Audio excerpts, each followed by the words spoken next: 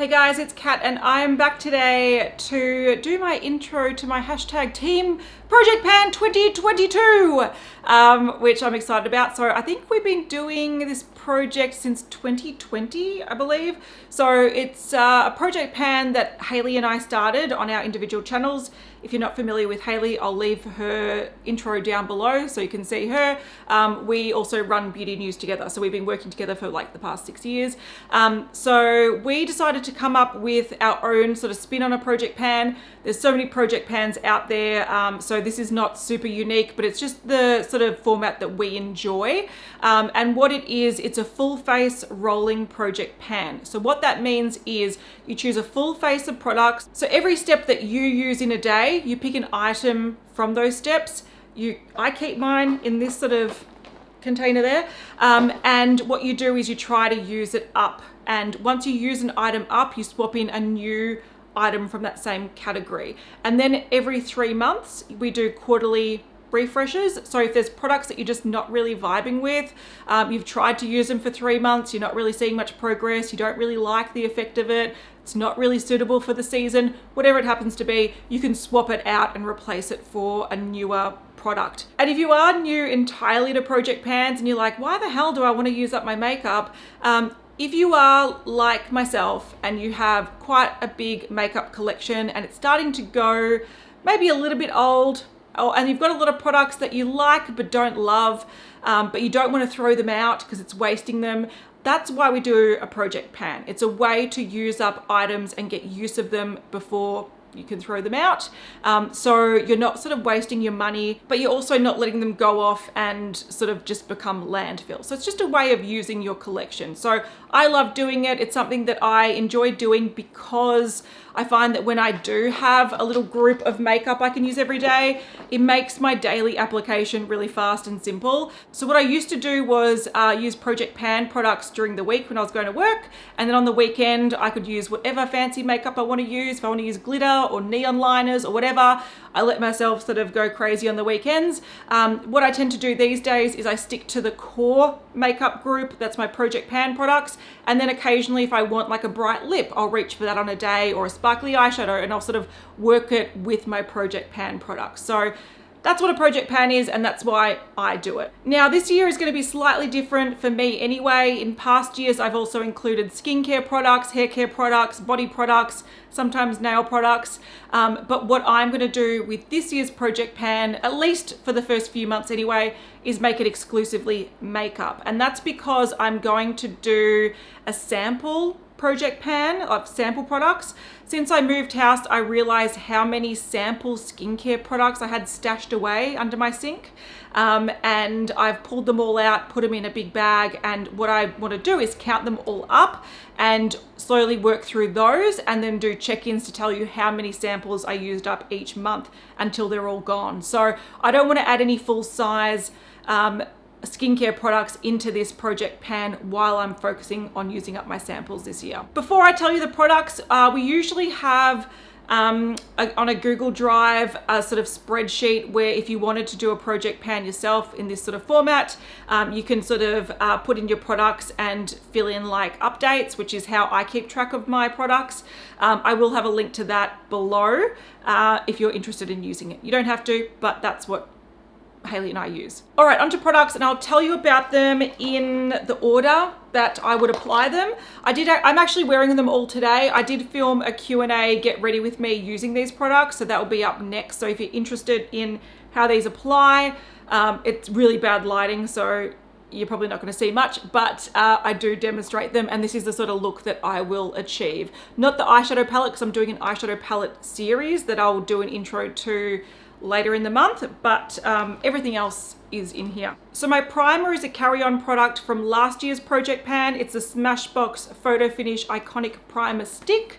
So this is sort of like a silicone stick. It doesn't do much, but it doesn't do anything bad. Because I am nearly done with it, I think it was sort of like up to here when I sort of introduced it, because I'm nearly done with it and it's not offensive, like it doesn't make my makeup slide off my face, it doesn't do anything negative, I'm going to keep using that. So that's where it's up to, but that's a carry-on from last year. New product is going to be a foundation. Now I am going to pan my Estee Lauder Double Wear Light. This is in the shade 2N1 Desert Beige. Now the main reason I'm panning this, and I am wearing it today, is because it's a nice light to coverage, like light to medium coverage. It does have a soft matte finish, which I like because I have oily skin, and the color is really good for me at the moment. So in summer, which is what we're in, it's very hot and muggy at the moment. It is, I've got the air conditioner on, so if you hear noises, apologies, it's just very hot. And I'm filming upstairs now, which is even worse. It's like add 10 degrees, it's crap. So this is just a really good foundation for me at this time of year. It's kind of fresh, it covers a little bit of redness, but it looks quite light and summery. Yeah, like I said, it's a good color match. It wears well in the heat, and it's got a nice finish for my oily skin. So I'm using that. I will probably let that sit and shine a light through it and mark it with nail polish so I can know what it's up to. But I feel like I've been using it quite a lot lately, and it might be almost halfway done, but we'll see when I mark it. So the concealer that I'm using is going to be the Covergirl Outlast Extreme Wear Concealer in the shade Buff Beige. So again, I am wearing this today just under my eyes, around my nose, a little bit on the chin, because the foundation is quite light coverage. I did have to use a bit of concealer. I don't love this concealer. It's not bad, but it's not a standout amazing concealer. I did do a review of this range, this Covergirl range, and I did mention the concealer sort of creases a little bit under my eyes, but I just feel like it's one that I can use on a daily basis. If I want my makeup to look great all day, I probably would use something else, but just every day for a little bit more coverage, it's fine. It's barely used, so I've only used this probably like a dozen times, if that. So I would say that it's probably quite high up to the top, so I will try to mark it, but this is practically full at the moment. I'm also going to be panning the powder in that range. I pan powders very fast because of my oily skin. I need quite a lot of powder to set my makeup down. So I don't think this one's going to last too long. It's in the shade Classic Ivory, which surprisingly is a little bit darker than it sounds. But I've already got a dip in this, and I'm almost seeing the rings. I've used this maybe, again, a dozen times, but because I do use quite a lot of powder, this one will go fairly quickly. And I feel like this is a good pairing with this foundation because the powder does have a bit of coverage to it.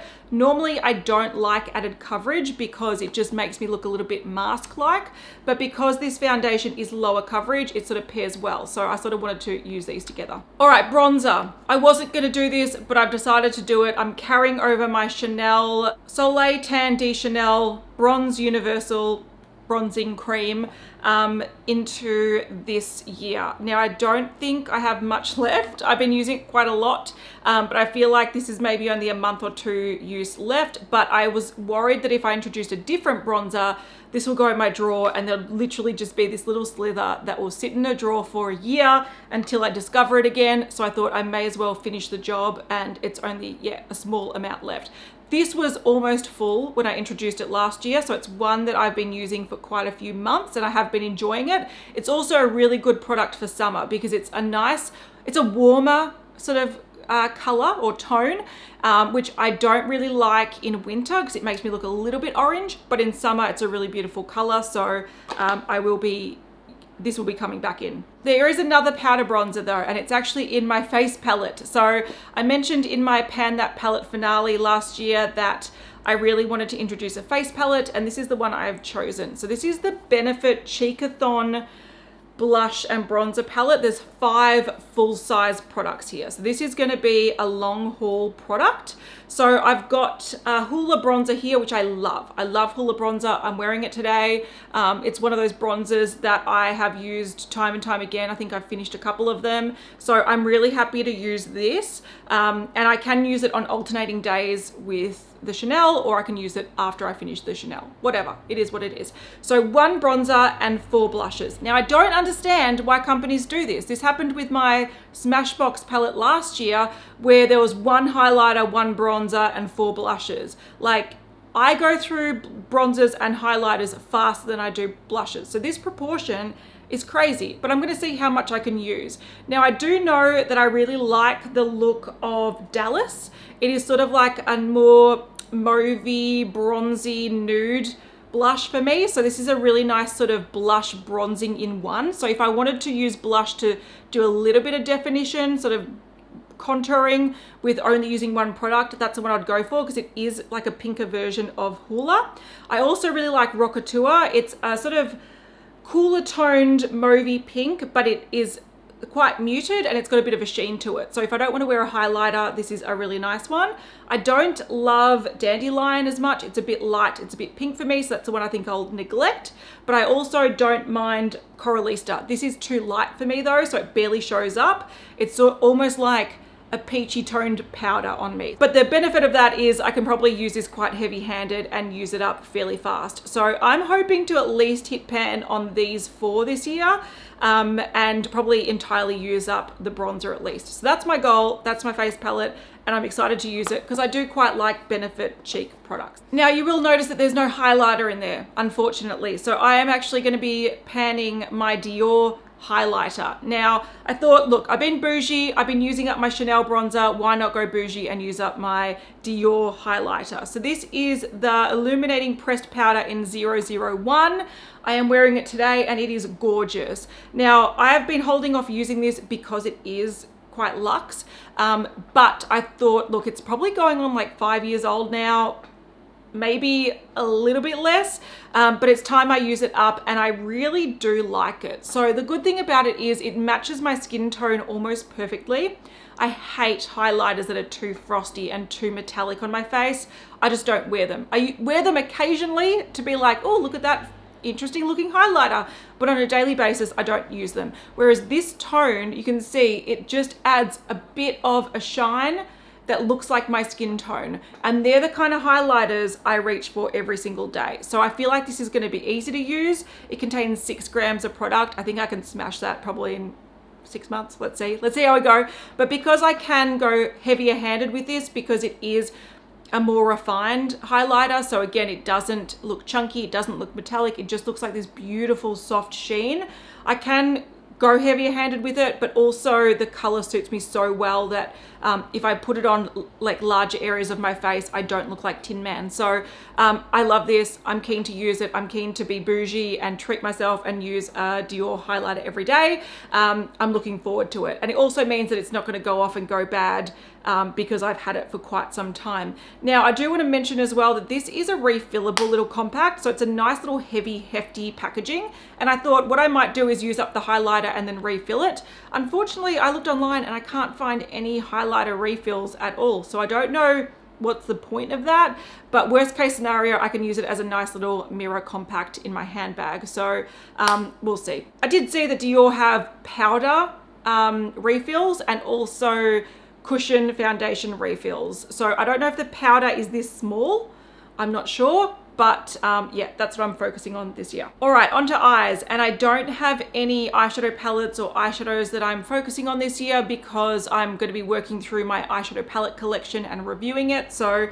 no eyeshadows, but I'm wearing Urban Decay Naked palette. I do still have my MAC Painterly paint pot. So this is a carry on from last year as well. So there's not heaps left. When I introduced this at the start of last year, there was just a slight dip in it. So it was almost full, but now there's just like a little crescent moon in the corner. This is still probably like 4 months use, so I thought it's good to carry on into this project, but that one is returning. I have gone eyeliner crazy a little bit. I'm having my Pixi pencil liner return, so this is the Eye Define Waterline pencil in Tightline Black. So there's not much left. There's a tiny bit left, but I thought, look, I need to use this up, and again, similar to the bronzer, if I put it away, it'll be this little tiny nub of eyeliner that is unused, sitting in a collection, and I may as well use it up. So I'm going to focus on that, but I'm also going to add in a gel liner.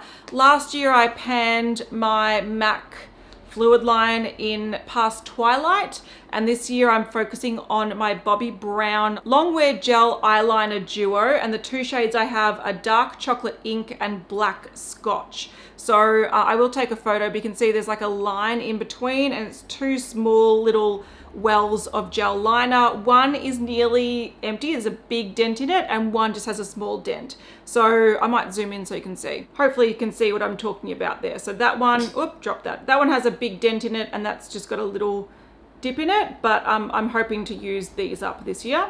Now I do like the Bobbi Brown eyeliner formula, but it does dry out pretty quickly. So I have put some Duraline in here to rehydrate it, which is why it looks really wet and glossy.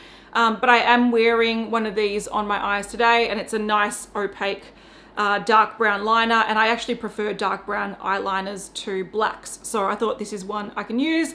If I happen to use this up mid-year, I actually have a green duo, like a dark green duo from Bobbi Brown as well, that I could always add in instead. But if that wasn't enough, I'm also adding in my Smashbox Always On liquid eyeliner. So this is a really nice liquid eyeliner. It's got a nice firm felt tip, so I like to use this as like, I almost like stamp it on.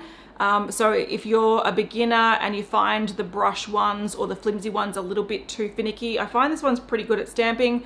But I also really like the formula of this. It stays on all day and it doesn't bleed. So I get quite watery eyes, and I find some liquid eyeliners, they tend to start dissolving and moving around on the inner portion of my eyes, whereas this one lasts pretty well. So I thought this has been in my collection for a while, too long in fact, so I may as well use this up as well. For eyebrows, I've got my Benefit Kabrow brow pomade in 3.5. This is another thing returning from last year. I've only got a small dip in it. I use it quite regularly, but these products take forever to use up, so I'll take a progress photo, but I don't think I'll actually start seeing visible progress on this for months and months to come. For mascara, I'm actually planning this year to go through my mini mascara collection because I do have a little graveyard of minis. So the first one I wanted to target was the Hourglass Caution Extreme Wear mascara. So it's just a mini.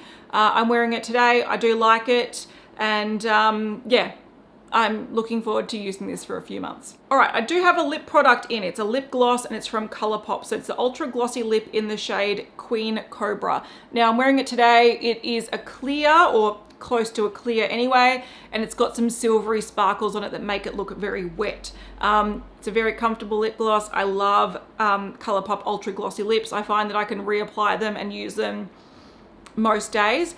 I didn't want to include a lipstick because I'm still doing my Project Apocalypse series. Now I haven't done a check-in for a while. I blame moving house and Christmas and all that kind of jazz. I was going to put up a check-in early in Jan, but that's been delayed. So what I'm thinking of doing this year is actually doing my check-ins at the end of the month. So I'll have a check-in in like the last week of the month, but I still feel like I can pan a lip gloss or a lip balm alongside doing that series. So that's the one I've decided to choose to do. And it looks like it's about up to here. So I will mark it and keep track of it. But I'm looking forward to panning this. And the last thing that I really want now, because it's very hot, is my Uemura. This is the Skin Perfector Makeup Refresher Mist. Now you might recognize this from my last year's project pan, but I didn't get to conclude how much progress I made on it because I'd put it in a box with my brushes when I was moving house and I couldn't find it. I'm like, where is it? Where is it? I unpacked all my makeup. Yeah, because it was with dirty brushes. So you can see how much how much progress I made in the couple of weeks before I lost it. And I'm gonna mark that and I'll continue on finishing it this year, but I really wanna use it now because it is very hot. All right, that's good because now you can't tell if it's sweat or if it's finishing spray. Let's just pretend it's finishing spray.